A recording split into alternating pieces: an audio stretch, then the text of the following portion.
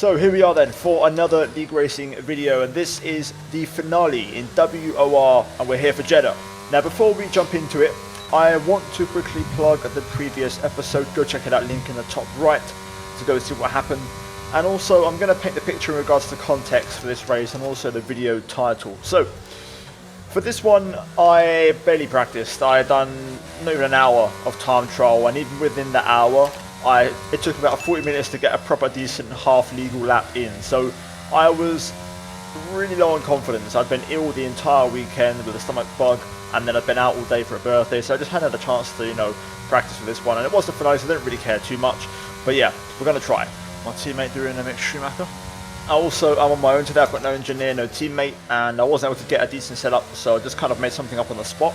And in this video we're going to focus and show you how, even though you're not fast, you can still try to fight and have a decent race, even if that happens. I've got two cars in the wall. Everyone's stacking it. Now we had a couple of cars in the wall on our first timed lap, which speaks of the challenge of this circuit, because it's so hard to get right and perfect. The margins are so fine here. That wasn't good. The rest of the lap was okay though. And a mistake can cost you quite a lot of time. Now for this one I decided to go for the very low drag approach. Essentially make myself super quick on a straight, very slow in the corner, have the ability to recharge lots of battery, and just be an absolute rocket ship on the straight. So I'm basically impossible to get overtaken unless you deploy all of your battery. So end of our first time lap we set a 127.8. Not great. My personal best in practice was a 27.3 I believe. In time trials the best I could muster, which is a long way off the pace. I should be in the 26s at least, but I was nowhere near the pace. I needed way more time to practice, but like I said, because I was ill as well the days before this, I just didn't get around to it, which was unfortunate, just timing really. But anyway, here we are, attempt number 2. Most of the time is in the first sector, and you can see this time we're finding a little bit of time, but we start to make a few mistakes as we overdrive a little bit. Well, that was a shocking first sector. Somehow I'm up. And yeah, and here's Taylor confirming somehow I'm up, even though it was a bit messy, lots of oversteering moments, and yeah, just generally not having the smoothest of runs throughout that entire sequence. We do find a bunch of time through the banker, the kind of hairpin, and we are now a tenth and a half up, heading through the middle sector. We're going to get a bit of traffic up ahead here. Get out of the way, bro. And you can hear that I want to see that before I get out of the way. Jeffrey Ritchie, who could win the championship today in this race. Sector 2, we go purple. Pretty decent job there, as of course that is mostly just one corner really, and then a little chicane, and then the final sector is also just pretty much one big brake zone and a bit of a chicane. So sectors 2 and 3 are fine. It's sector 1 where I'm basically losing all my time, as I have a very low downforce setup. Into the final corner, try to go in a bit earlier to that apex to get the nose in and get back on the power. We find a bit more time, and we're going to improve by nearly 4 tenths here, so a decent lap. Not bad. There's more time in the first sector. Across the line 27.4, and that leaves us a tenth off my personal best with one more run to go as we go P11 at the time. So that's not too shabby, to be fair, considering the circumstances. I've got to be braver over the curves of turn 1 and 2. Now with that said, let's see if we can use that advice and actually make it count. So here we go. At the final corner, getting the lap underway. DRS open now as we run down to turn 1. We're going to brake at the 100-meter board as your reference, and try to take lots of inside curb through both 1 and 2, both the left and the right. Important here to make up the lap time by being really aggressive over the curbs, as you can see there. With the exit, it wasn't good though. I struggled to get the traction down, and that isn't good because I've already lost a lot of time from here already. We do start to push now though through the curves, through the S's, trying to make up that lap time, and we do actually find a decent bit of lap time here, keeping it nice and clean, getting a nice smooth consistent run for a change, and we're 3/4 of a tenth up, so it's okay. It's better. It's not great, but it's better as we now head into the banker, trying to push here on the limit, on the power on the exit. Though we just lose the back end and go for a spin. Oh, there's a lot of traffic. I don't know what to do. I'm just going to stay ghost. I don't know what to do. Stay ghost. And I really don't know what to do here. I don't want to spin because it's going to be a distraction, and basically you see the AlphaTauri, they lose the back end. It's going to be a distraction for all these guys, but I have to get a move on as I'm being forced to move. This is really awkward, and I don't really have a solution here. We're going to get disqualified from qualifying. What do I do? I could just reset the track, but I don't know if I'm going to what if I unghost? I don't know what to do. Like, yeah, I could have reset the track, but I don't trust the game to ghost me or unghost me anymore. You know what this game's like. And yeah, I just felt like I didn't have many options. The more I think about it, the more reset the track would have been the better option, but it's just that not knowing if the game would have actually kept me ghosted or not. And, you know, it could have been a massive collision. It's still a finale, so there wouldn't have been any big penalty, but still, I didn't want to ruin other people's attempts. Either way, nobody really improved, I'm guessing, and I was part of the reason why, as I distracted a lot of cars on the exit. But anyway, with that said, we're going to start from the back of the grid for the finale, which is a shame. Pace-wise, I reckon top 10 was possible. Looking at Nelson Alves in P9 there, I reckon that was achievable, considering we was on a mid-4. Personal best was a mid-3. I reckon I could have maybe shaved a 10th off in the first sector. So, yeah, who knows? Either way, we're going to start from 19th instead. So we have work to do in the race. So let's get into it and let's see if we can turn it around. So then, here we go. First of all, going through the setup adjustments. And I'm going to take a risk here by going very high on pressures. I'll take a chance here with these pressures and see what happens. Now, the reason for this is to try and one-stop and have better tyre wear. It's going to be risky in the sense that tyres can overheat quite easily here, and we're not planning to use a soft tyre, which isn't a great race tyre in my opinion. Part of the gamble, running these super high pressures, we'll see what happens. But yeah, here we go. For the final time in WOR, round number 13, we're here in Jeddah. 5 lights are on, leave a like if you're going to enjoy the race, and let's get this underway with a big old screen freeze on the stream VOD. We're underway then. Not really fussed about getting a good start. We're going to kind of let the turn 1 chaos happen, although to be fair, everyone actually behaved really well. So far so good. Everybody's seemingly on the hard tyre as we make our way now into the S section for the first time. Bit of debris off on the right there, and now is when the chaos is going to start to kick off as a bunch of cars get tangled up. That's 4 cars off there, and we avoid all of them. So we gain 4 places straight away just by, you know, being a bit cautious, taking a back step. JST hitting the wall there on the inside, which definitely would have been wing damage for him. So that's going to put Maloney onto him now, giving him some pressure as we head into the banking. He stays in front though for now, but you can see struggling with understeer as Maloney gets underneath in the Alpha Tauri. And I was surprised how hard Jay battled this, considering, you know, the damage he had at the time. As Maloney tries to put move one into the chicane though, they both run wide. What's going on here? You can hear my kind of reaction now. Don't understand why they're battling so hard, especially a car with damage on the opening lap. But anyway, these two going at it. Eventually Maloney gets in front, and yeah, we're gonna try to get past. Hopefully, we was battling Maloney in the last race in Brazil, of course, for the 10 of the points, and now we're gonna see if we can try to close in and make a move on one, if not both of these guys, and move into P13, which would be 6 places gained in the first lap, which is pretty damn insane. Into the final corner then, and Maloney runs wide. Jay is going to get the run on the exit. These two are just going to battle away, I think. However, Jay actually pits, so that's going to move us up a place. Or not. He sped. Never mind. He also speeds into the pit lane, so yeah, we can forget about him now this race. And that's not good. Didn't want that early on. Warning number 1 for cutting the turn 1 apex a little bit too much already on the second lap, which is not the way I wanted to start the race off. But anyway, on to lap 3, and at this point now, it was about catching up to the DRS train. You can see the lead group on the minimap. However, I have a moment.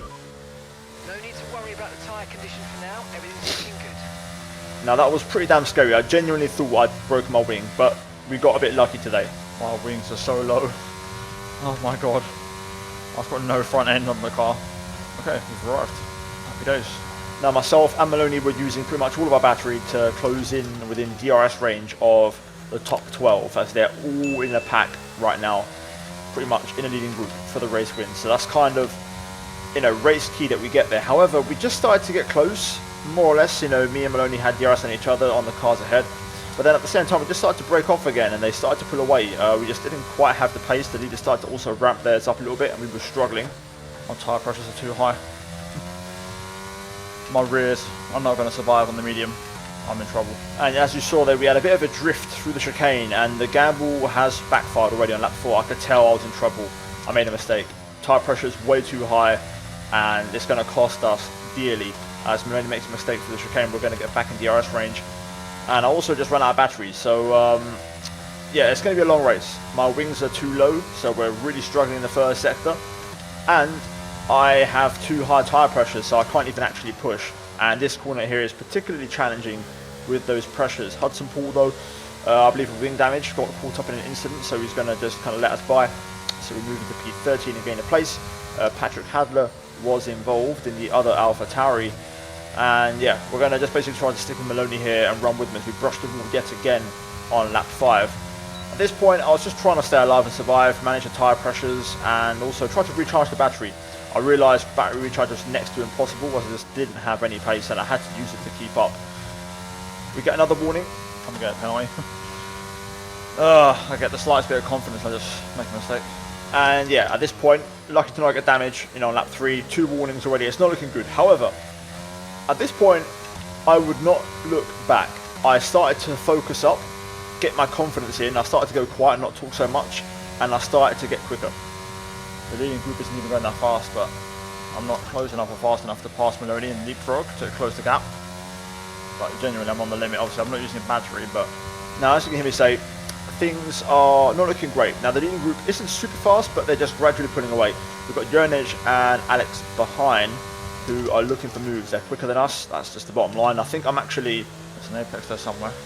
I think I'm actually the slowest car on track in this race, genuinely race pace. I don't think I'm faster than anybody, but I've stayed alive. I've managed to keep my nose out of incidents, and we're here, and we don't have a penalty, unlike Jernej, Alex, and Fionn McKee. So that's what it's going to be about here in this race. Jernej is faster, so I don't mind him going by. He's got a penalty anyway, so we're getting back. On to the end of the next lap, and now Alex is going to look to get the move as he has way more pace than us, and I'm also trying to recharge the battery a bit, as I consider that to be super key. I can gain 3-4 tenths in a single straight with some battery use, so I want to try and recharge, especially when we're near the pit stop phase when those in laps are going to be key. So yeah, as I said before, after lap 6, when we got a second warning, I started to not talk so much and focus up, and my pace was getting better. It was still the worst on the field, but it was getting a bit better. I was also making less mistakes. I was able to manage my tyre temps a bit better, and my mental focus was there. I kind of started to zone in a little bit, and that's kind of what happens, especially with my race pace. I always tend to do better, and the benefit of being on my own is that I had no distractions, so I was fully focused, and I was trying to work to try and find something. This is why it's such a weird race. On the mini map, the leader is just up the road. That's how close the whole grid is. So even though I'm last, it's not that bad. And that is so true. If you look at the mini map, we're top to bottom, it's literally a few seconds. Now, at this point, we've had a couple of pit stops. Jeffrey Ritchie has come in first out of everybody. Okay, be aware, the grip levels are going to start falling away soon. As we lose Jernej there, who's run wide through the S section. We get lucky to not get a warning there, as I take a little bit out the throttle to make sure I don't get my final warning in the race. And yeah, here we are then, in the lap 12. I'm just going to go long, super long, and just hope for a VSC or something. Anything. We're going to try and go long. That's the plan. We're going to save the battery and just see what happens. So more cars in the pit lane as we set a personal best. Again, like I said, I'm gradually improving my pace and feeling a bit more confident.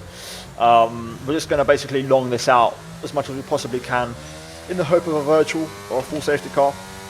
I'm expecting to struggle in the medium because I'm already struggling for temps on the hard, which is a really bad sign.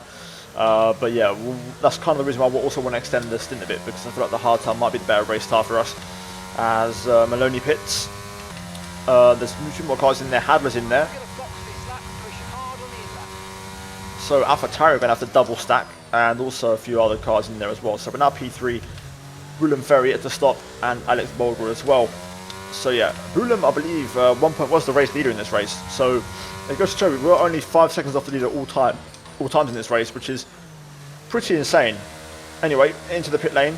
We're going to box for the medium tyre. I stayed out 2 extra laps, and that was it. I'd love to bunch up with a pack. There's a lot of penalties, and penalties could arrive, and that might just get us back in, but I'm just too far away. I need a VSC or safety car to bail me out. Period. Up to speed now, let's get some heat into those tyres. So back underway, rejoining the circuit. We've got a bit of battery recharge, which I'm going to try to keep saving and not use. That could be key later on at the end of the race. We're going to have fresher tyres than everybody else, and we're going to be on our own. So, surprisingly, I managed to keep the mediums under control quite well. Bulem Ferry pits, he set out quite a long way to stretch it to a set of softs, and I managed to undercut him. But the key thing here, like I said, is the mediums are actually surprisingly good. I made them work quite well, and I was able to get back within DRS range of Maloney without actually using too much battery. Only on the very last lap I started to really use it because I wanted to make some moves. So we're running out of laps. A few more cars were pitting. Tim Alders was in there. I think he had an incident on that lap and had to get repairs. So we're now P11, and with Alex and Maloney's penalties, we're looking at P9. And again, as long as we don't get that final warning, if we stay focused and stay locked in, we're on for points. So, lap 23 then, and we're getting closer towards the end of this race now. We're still looking at P9, so similar scenario to Brazil in the last race. Oh, that was a big first sector. I think Alex can smell some DRS in the cars ahead. Which is bad news. He's pushing.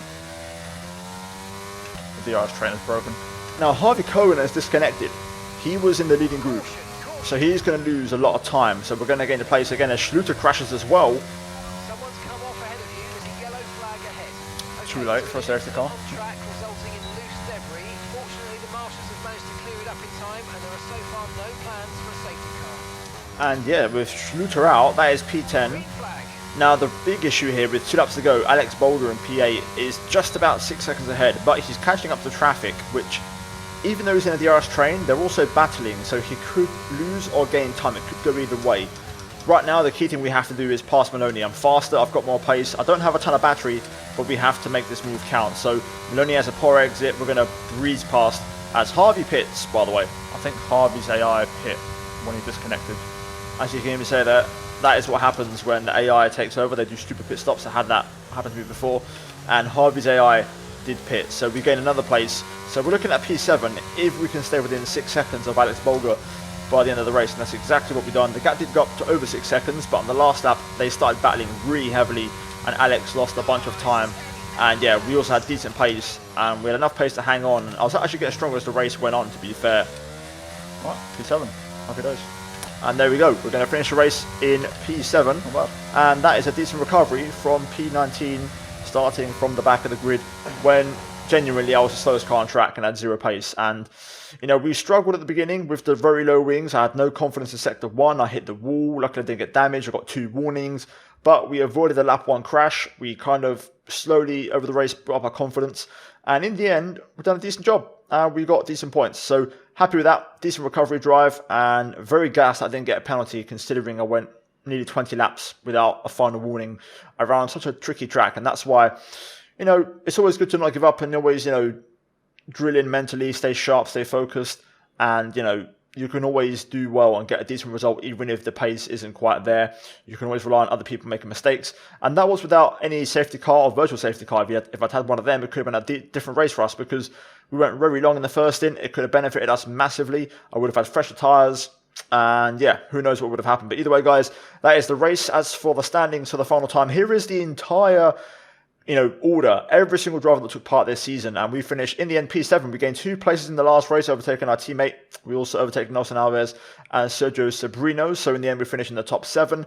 60 points to our name, nothing spectacular. Jeffrey Ritchie the champion.